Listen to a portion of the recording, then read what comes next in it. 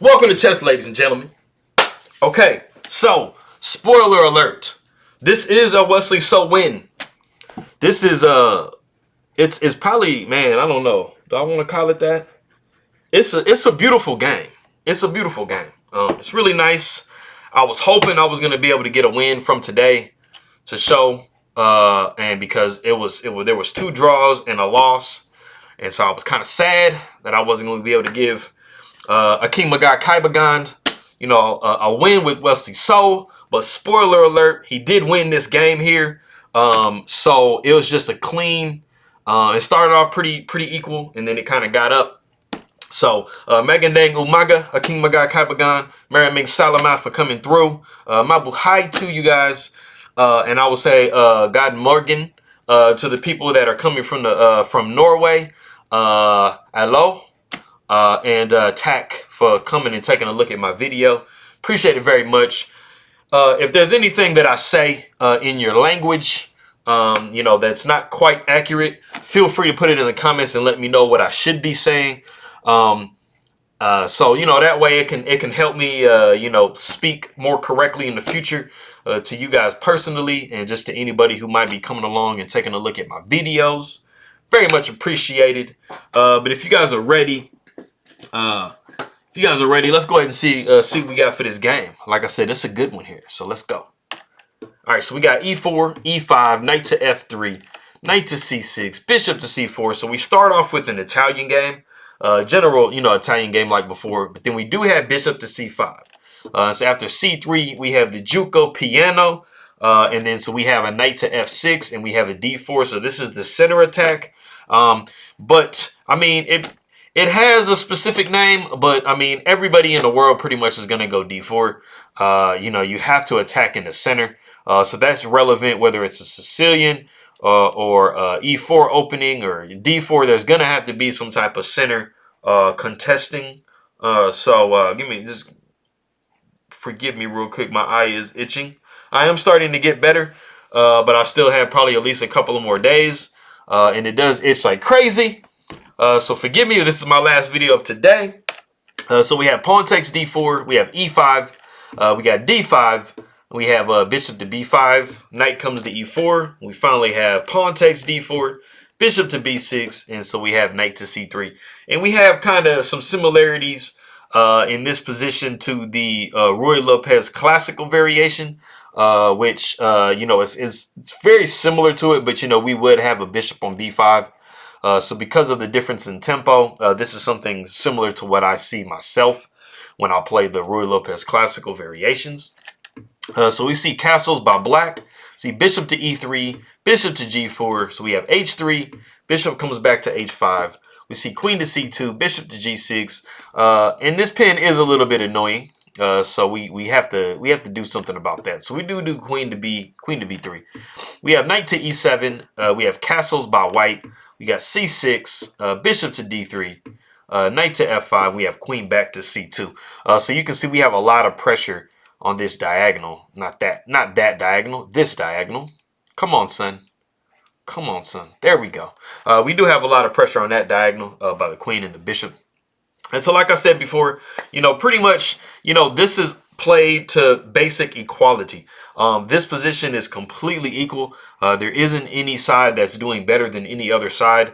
And so, both players have played, very strong up to this point, even though it does kind of look like white is a little bit further ahead because this queen hasn't moved off their home square yet. But it's fairly equal. So we have knight takes c3, and this is actually the novelty of the game. This is the first time that this has been played. Brand new as of 2021, the new year of 2021. So we see pawn takes c3. We have knight takes e3. We have pawn takes e3. Now, a lot of the times in general, you don't want to have a double pawn situation. But at the end of the day with this position, this is not that bad of a situation because you do have the ability to push it. So you have If it's a double pawn situation and you literally never have an ability to correct it, that's where it's a major problem. But in this position, like I said, I mean, you have the ability to either get rid of this pawn or get rid of this pawn. So it's not the end of the world. Plus, it is in the center. You know, as you guys know, doubled pawns being on these files are a little bit worse than having them in the central files, especially during the opening or middle game phase. So we have bishop takes d3, queen takes d3, we have f6. And so f6 is trying to break up, you know, this nice hold that white has in the center. And there really aren't any other ways to do it. I mean, of course, there's c5. And really, in any case, any pawn break by black is going to help white, because if you can get rid of this pawn and maybe do something like queen here or rook here, you know, you're going to have a nice pawn structure here. And the same thing if you go c5. I mean, you know, of course, white's not going to take because they're just going to mess up their structure. But, you know, once black does take, you can just simply take back however way you want. And you know, your pawn structure is just fine. So we have c4. Bishop comes to c7. We have pawn takes d5. Queen takes d5. We have pawn takes f6. Then we have g takes f6. Now, g takes f6 is probably a little bit curious. Probably was a little bit better to take with the rook. Just because this is just, I mean, your structure is a little bit more damaged now. And this is going to definitely, excuse me, this is definitely going to become relevant later in the game. So we do see e4. This is knocking the queen back somewhere. And so we see queen back to d7. We have rook a to d1, rook a to d8. And if you guys want to go ahead and stop the video here, and see what is white's best move, or what exactly, more specifically, is their plan here, go ahead and do so. I will give you a hint. This might tell you what it is. This bishop and this knight are pretty much the most influential pieces in the position. And this is a dark squared bishop. You know, of course, knights don't have a color, but this bishop only has the ability to influence the dark squares. So that should give you a hint as to what white's goal is in this position. So like I said, if you want to go ahead and stop it real quick and see what white should play here to maximize their piece, go ahead and do so.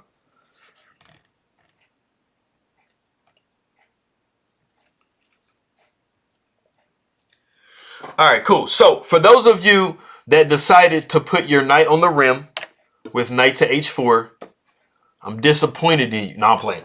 That's the best move. Now, normally you don't want to put the knight on the rim, but you are redirecting it to this beautiful f5 square. Now, that is an idea, that is a concept that you guys should have come up with. And also, this is a light square. This is a dark square bishop. So the only way to get this knight away from this square is to sacrifice a rook, or, you know, of course, just give the queen away, which, you know, you're not going to do that. But this knight can literally live on f5 forever. So we have we have king to h8, and we have knight to f5. And as you can see, we have an octopus in the middle of the board. It is influencing all of these squares. And so it's just beautiful. It's just a perfect, let me fix the thing here, because that bothered me. Let's do this. Let's get this right. Bam, there we go. Octopus, which is also another word for a knight in the center of the board. It doesn't have to be on this square, but just pretty much anywhere in these 8 squares, it's going to be called an octopus because it has the ability to influence 8 squares. So, yeah, you know, black doesn't have the ability to really contest this at all. And you'll see what black tries to do in the future that doesn't work. Like I said, Wesley does win this game. We have c5 trying to disrupt this structure here and see if we can win some material. So we have d5. And as you can see, what white is doing also is all of their pawns are currently on light squares. So this bishop really is just like swinging into the air. Doesn't really have anywhere to really influence. So bishop to e5 comes. And as you can see, this bishop is not attacking any piece in black's position.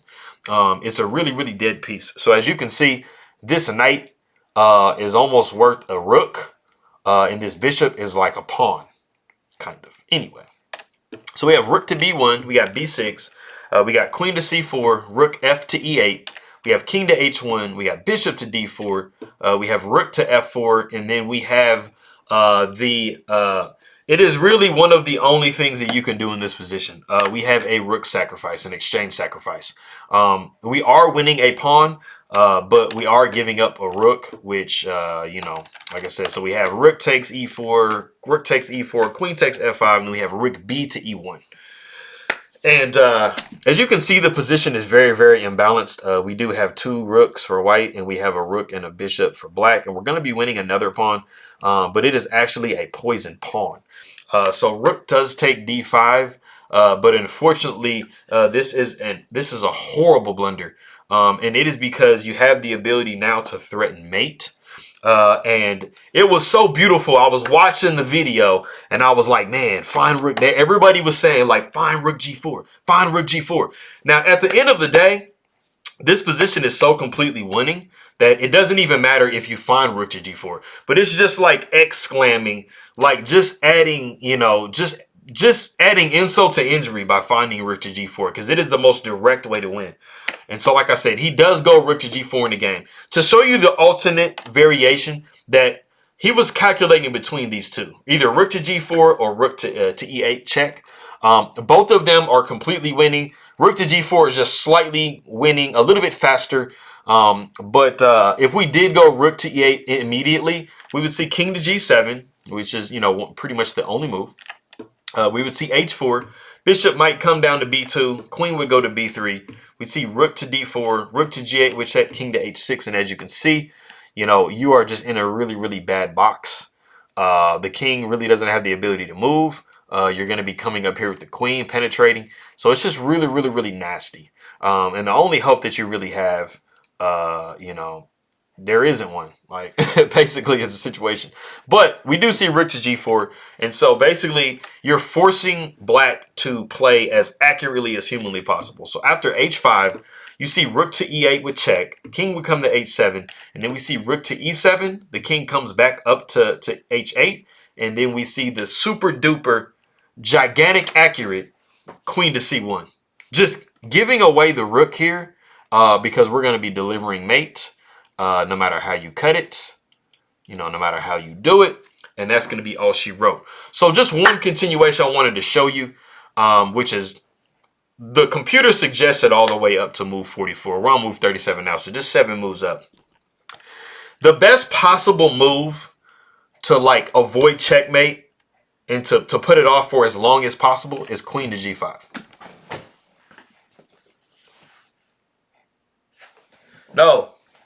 No, as Kevin Hart said, no, he wasn't ready. Anyway, no, like, look how bad this is, man.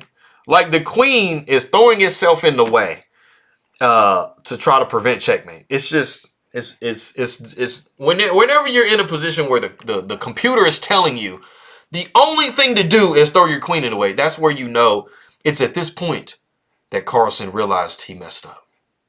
And I mean, you know, I'm not even as good as Magnus Carlsen, you know, at the end of the day. But anybody who sees that from the chess engine is going to be like really sad. So we would have rook take g5, rook take g5, queen to f4. Bishop would come to e5. We see queen to a4. And as you see, there's just nothing to do. Throw b5 in the way. Rook takes a7. Rook to g7. You're just continuously throwing pieces in the way. And I mean, basically the computer just gives like any move you can make in this position, which it doesn't really even matter. So just throw b4 in there. Rook to h7 with check, king to g8, and then we see queen to g7 checkmate. And this is just one of the many mating variations that would happen. This is literally the way to make checkmate like get put off for the longest. Anything else loses much more quickly. But like I said, it was after queen to c1 that Magnus Carlsen, you know, he just decided enough was enough and threw the towel in. So Wesley So and Magnus Carlsen are tied going into the second round of the finals, which they'll be playing, I think, tomorrow. But like I said, this is my last video of today. I'm going to try to do more of my resting, you know, helping my eyes, stuff like that, you know, get back to normal. Maraming Salamat Aking Maga Kaibagan Mabuhay, Magandang Umaga. Let me see if I can do this correctly. Masai. Let me see. Masai Akong.